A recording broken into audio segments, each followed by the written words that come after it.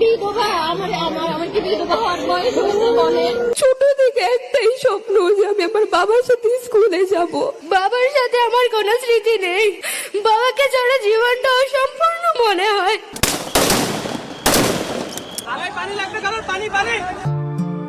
একটি সকাল, একটি শব্দ, আর তাতেই থেমে যায় কারো জীবন।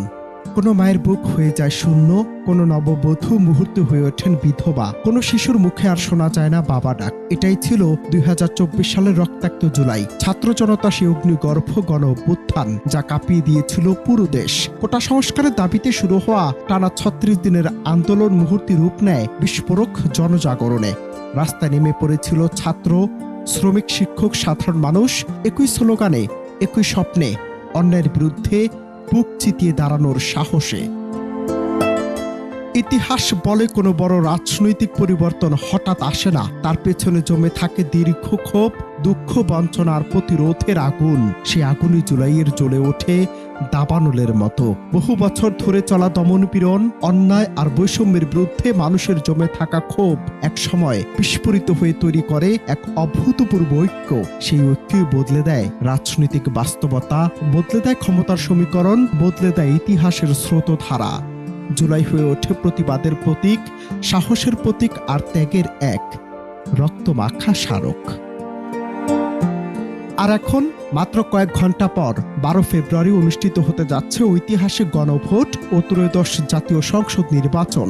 কিন্তু প্রশ্ন আজ, এই নির্বাচন কি জানে তার জন্মের পেছনে আছে সে জুলাই?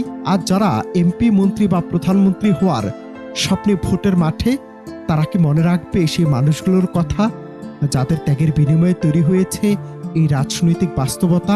সেই মায়েদের কথা যাদের সন্তান আর ফিরবে না, সেই স্ত্রীদের কথা যাদের স্বামী রয়ে গেছে স্মৃতিতে, সেই শিশুদের কথা যার বাবার মুখ ভুলতে বসেছে সময়ের সঙ্গে। ইতিহাসের পাতায় অনেক ঘটনা লেখা থাকে কালি দিয়ে, কিন্তু কিছু লেখা হয় রক্ত দিয়ে, আর জুলাই ঠিক তেমনই এক অধ্যায়। এই নির্বাচন শুধু ভোটের হিসেব নয়, এটি স্মৃতির পরীক্ষা, দায়বদ্ধতার পরীক্ষা, মানবিকতার পরীক্ষা। ক্ষমতার চেয়ারে বসার আগে যারা জুলাইয়ের ত্যাগকে মনে রাখবে, তারাই হয়তো ভবিষ্যৎকে বদলাতে পারবে। কারণ জাতি কখনো ভুলে না সেই দিনগুলো যখন সাধারণ মানুষই হয়ে উঠেছিল ইতিহাসের নায়ক, আর রক্তাক্ত জুলাই হয়ে উঠেছিল স্বাধীনতার নতুন সংজ্ঞা। অনন্ত হাসান মাসুদ, বাংলা টিভি।